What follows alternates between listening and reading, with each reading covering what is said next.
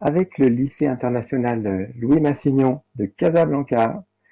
Et bonjour Nisrine, Bonjour. Basile, Bonjour. Is- Ismaël, qu'on voit pas mais qu'on va entendre Bonjour. peut-être, et Yazid. Allez, Bonjour. c'est à vous. Je disparais. Alors bonjour à tous. Aujourd'hui, nous, les élèves de l'atelier Matangine de Louis Massignon à Casablanca, nous allons vous présenter la résolution du problème au sujet le commerce galactique. Alors, sur la planète Zeckendorf, une planète très éloignée de la nôtre, les articles terriens sont très à la mode et les jeunes Zekendis en sont fous. Je demande à un ami qui connaît bien la planète Zeckendorf de m'éclairer sur un point un peu sur leur système monétaire pour pouvoir ouvrir mon propre magasin d'articles terriens. Voici ses explications. Les gens sur Zeckendorf utilisent la même monnaie partout sur la planète et cette monnaie s'appelle le ZEC.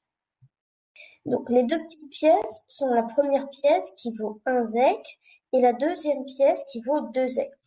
Pour obtenir la valeur des pièces suivantes, on additionne les valeurs des deux pièces précédentes. Donc, ça veut dire que la troisième pièce a pour valeur 1 plus 2 égale 3 ZEC. La quatrième, 2 plus 3 égale 5 ZEC, etc., etc. Ainsi, on a 4 plus 5 égale 6. Donc, forcément, dit comme ça peut prêter à confusion. Mais c'est très pratique. En plus, si je mets dans mon portefeuille les 15 premières pièces en un seul et unique exemplaire, comme tout le monde sur Zeckendorf, je peux payer n'importe quelle somme jusqu'à 2582 ZEC. Et c'est pas rien. Alors, quelles sont les valeurs des 15 premières pièces? Puis-je réellement représenter tous les prix jusqu'à 987 et plus? La conversion est-elle facile dans un sens comme dans l'autre? Comment faire pour que les prix affichés soient conformes au portefeuille type du Zekendi moyen? Et à la fin, on fera une petite conclusion.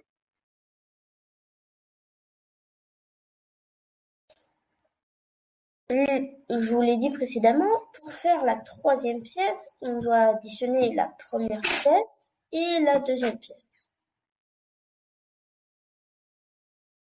Donc là, on trouve la troisième pièce. On va refaire ça pour trouver la quatrième. 2 plus 3, 5. 3 plus 5, 8. Et on continue jusqu'à arriver à ce tableau final. Avec toutes les sommes, avec toutes les valeurs des 15 premières pièces.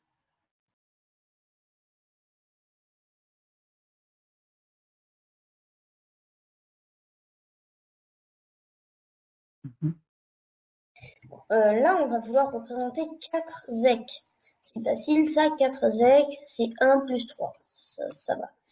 Mais si on prend des nombres un peu plus grands, comme 985, bon, alors on va commencer par prendre la plus grande pièce, pas la plus grande, mais si on avait pris 987 ZEC, ça aurait été trop grand. Donc on va prendre 607 ZEC. Après, on va prendre 233 ZEC. On va pas prendre la pièce numéro 13 parce que vous savez, si on additionne la pièce numéro 13 et la pièce numéro 14, ça nous fait la pièce numéro 15. Or, elle ne nous intéresse pas. Donc, on va sauter les cases 14, 12, 10, 8, 6, 4. Et là, on en est à 984 ZEC. Il ne manque plus que la dernière, 985 ZEC. L'addition juste après. Ouais, 6 en tête jusqu'à 985. Donc là, on a testé toutes les valeurs. On voulait vérifier si, en effet, on pouvait représenter tous les prix de 0 à 987 ZEC. Et donc, on a écrit un petit programme en Python qui nous a permis de tester toutes ces valeurs-là pour bien vérifier que c'était possible.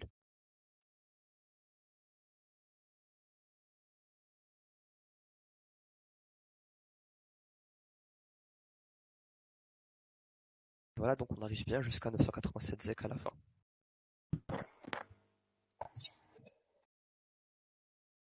Donc maintenant, nous allons voir si c'est possible de représenter tous les prix possibles et inimaginables en juste utilisant les pièces que l'on a dans le portefeuille Zekendi, donc avec le système monétaire de Zekendi.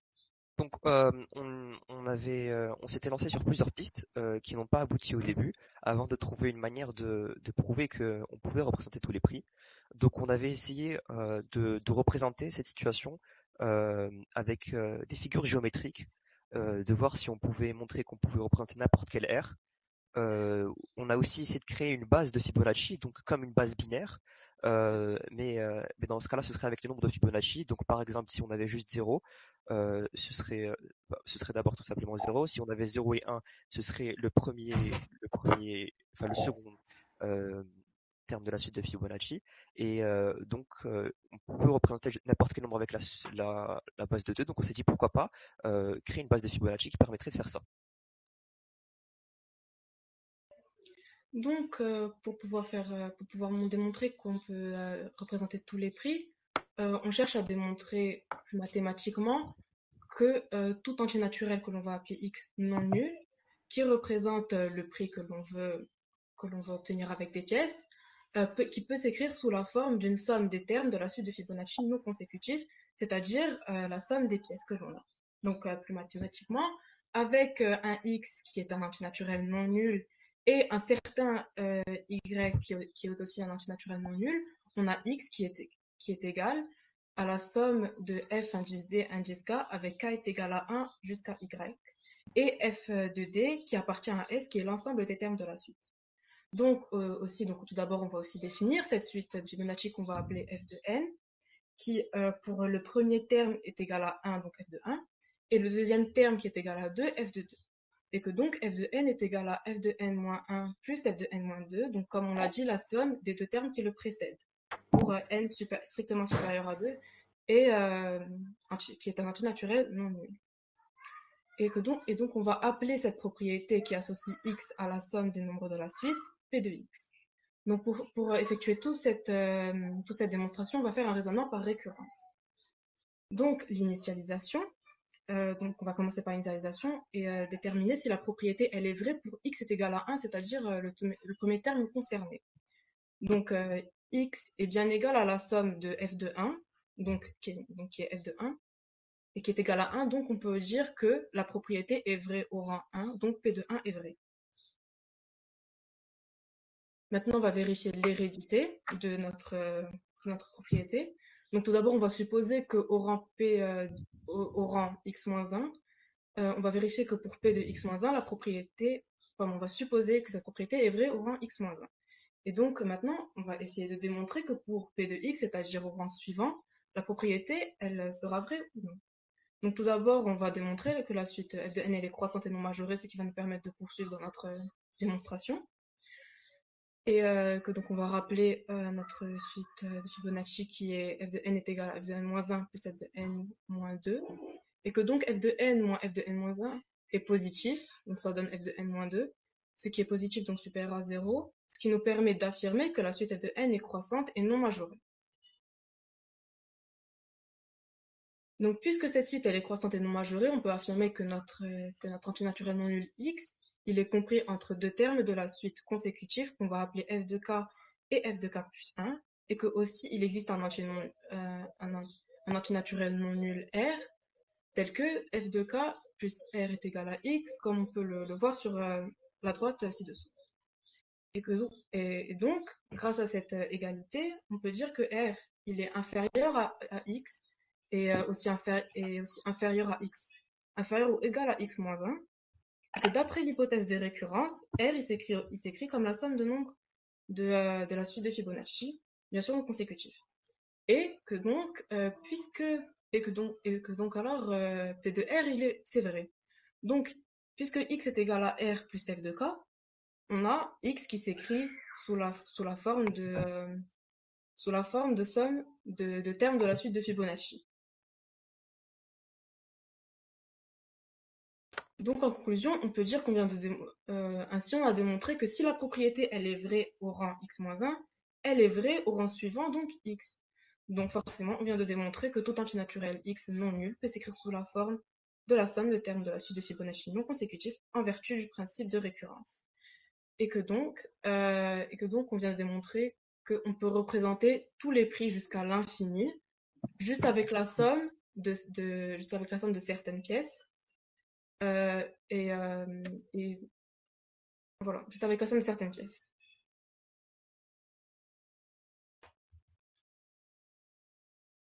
Alors, pour trouver un terme de la suite et pour trouver un terme quelconque de la suite, on a décidé d'écrire un programme pour simplifier tout ça parce que pour atteindre par exemple le millième terme, il faudrait calculer les 999 termes précédents.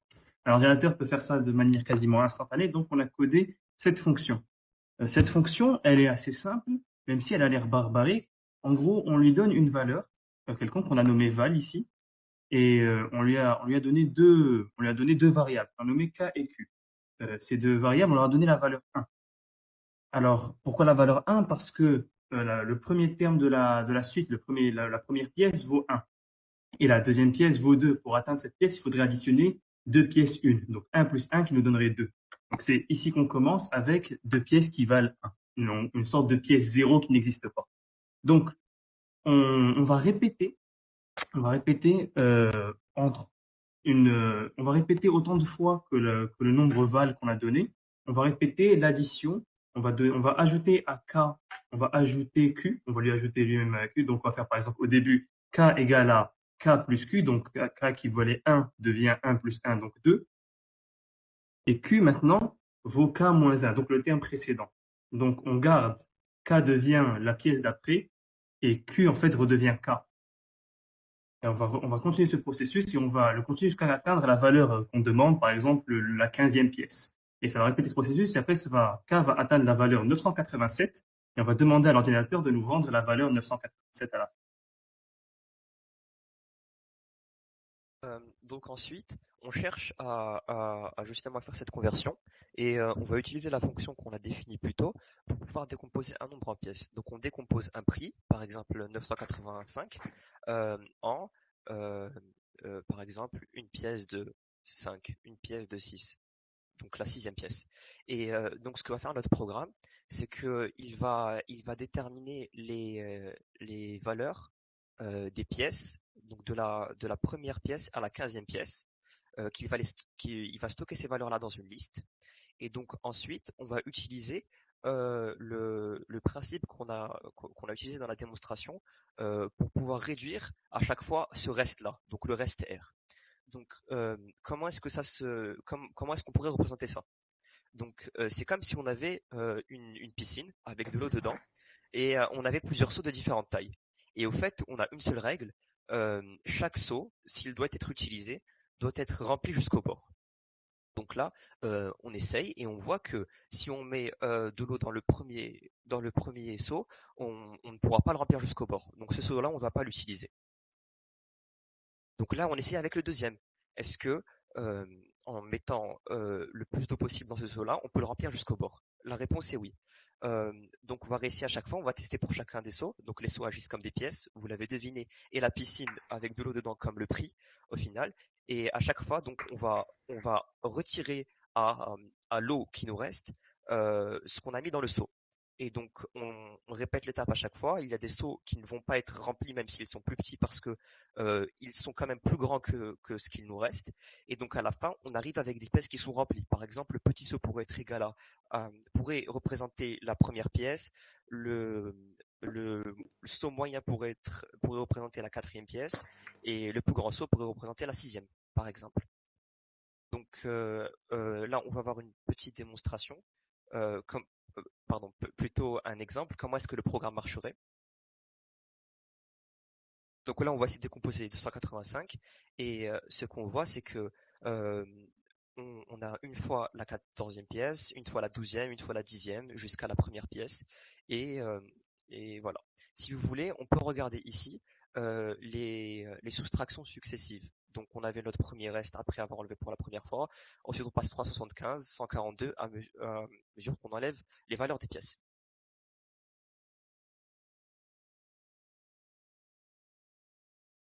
Pardon, Yazid, ton micro est coupé. Ah, désolé. Alors ce qu'on voulait faire, c'était faire la conversion dans l'autre sens, trouver un prix à partir des pièces. Donc, c'est bien plus simple que ce qui s'est passé tout à l'heure. ce qu'on a fait, c'est qu'on a demandé une valeur, donc c'est le nombre de pièces totales dans le porte-monnaie. Et ensuite, on va demander, donnez-nous c'est quelle pièce. Par exemple, j'ai un porte-monnaie avec 5 pièces et la première pièce, c'est la pièce 1, la deuxième pièce, c'est la pièce 4, etc., etc. Et à chaque fois, on va renvoyer cette valeur, par exemple, la cinquième pièce, on va la renvoyer au code qu'on a fait tout à l'heure pour calculer la valeur de la suite, la valeur précise de cette pièce. Et ensuite, on va juste l'ajouter et l'ajouter à un résultat qui au début vaut 0 et au fur et à mesure va gagner en ampleur.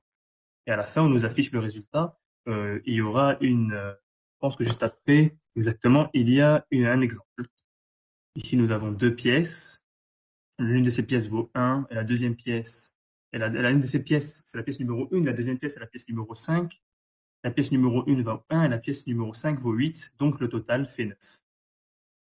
Voilà. Pour conclure, on s'est rendu compte tardivement en préparant ce PowerPoint que en fait Zeckendorf c'était pas un nom choisi au hasard, c'était le nom d'un mathématicien. Yacine, est-ce que tu veux présenter notre découverte? Alors, Edward Zeckendorf, en fait, c'est un mathématicien et médecin belge qui a fait une démonstration sur l'entièreté de notre sujet en 1972, démontrant bien plus que ce qu'on a fait, utilisant des méthodes bien plus complexes. Et ce mathématicien a fait de nombreuses découvertes sur la suite Fibonacci, notamment la démonstration faite et expliquée par Nisrin au préalable. Donc on s'est rendu compte de tout ça quand on avait tapé Zeckendorf par hasard sur internet parce qu'on voulait voir ce que ça allait donner et voilà. Et on s'est rendu compte d'ailleurs en regardant un petit peu ce que ça donnait que en fait la base de Fibonacci bah ça marche et c'est une notation qu'il a utilisée pour pouvoir écrire ces Simplifié. nombres d'une autre manière, simplifiée et donc il n'a pas appelé ça la base de Fibonacci mais le codage Fibonacci. Et donc, par exemple, 985, il écrirait ça 0, 1, 0, 1, 0. Bon, je vous laisse lire la suite, le nombre est affiché est en dessous. Et c'est une autre manière d'écrire la première pièce, la quatrième pièce, la sixième pièce, la huitième pièce, la dixième pièce. Voilà. Donc, merci de nous avoir écoutés on voulait vous demander est-ce qu'il y a des questions, peut-être? Je vais pas y répondre. Et je réapparais. Ben, bravo, hein. C'est un bel exposé, c'est un très joli sujet et que vous avez traité drôlement à fond. Moi, je suis épaté. D'ailleurs, il me semble que je vois les bravos qui commencent à affluer sur YouTube là. Et tout à fait, c'était, moi j'ai trouvé très clair. Donc j'ai vu que les gens sur YouTube s'interrogeaient sur la position du problème parce qu'ils n'ont pas tous entendu ou compris que dans un porte-monnaie Zekendi, on a droit qu'à une seule pièce de chaque type, c'est ça? On a exactement une. Oui, c'est ça. Hein, on est bien d'accord là-dessus. La là-dessus. grande pièce, c'est la 15e. Ouais.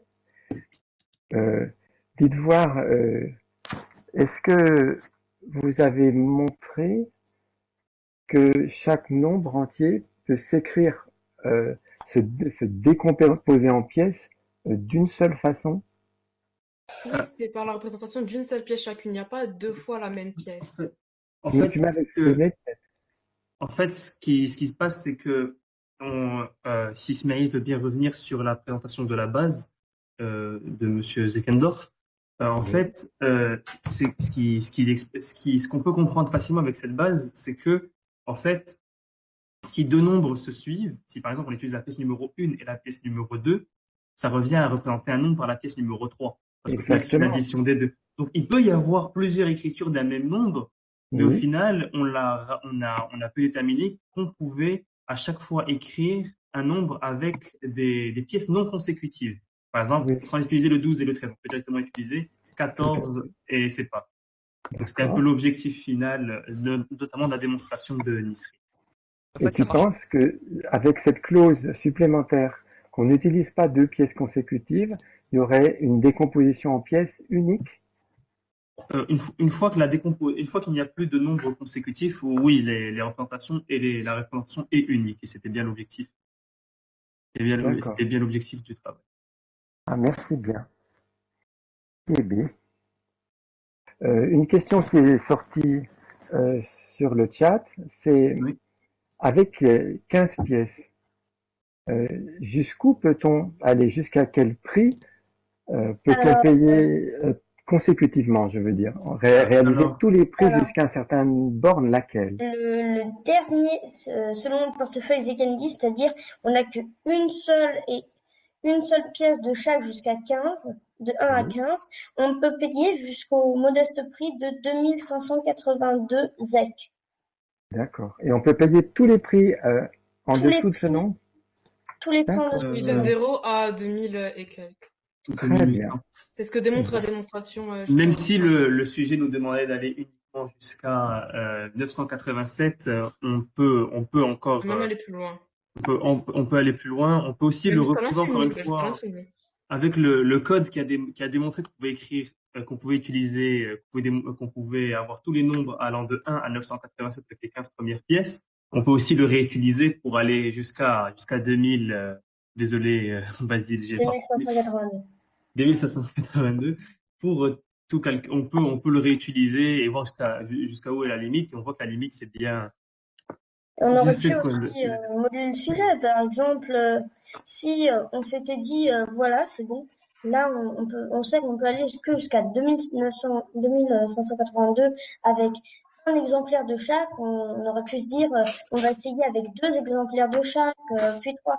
Et à chaque fois, on va rajouter 2582 au résultat final. Ça dépend de comment vous le modelez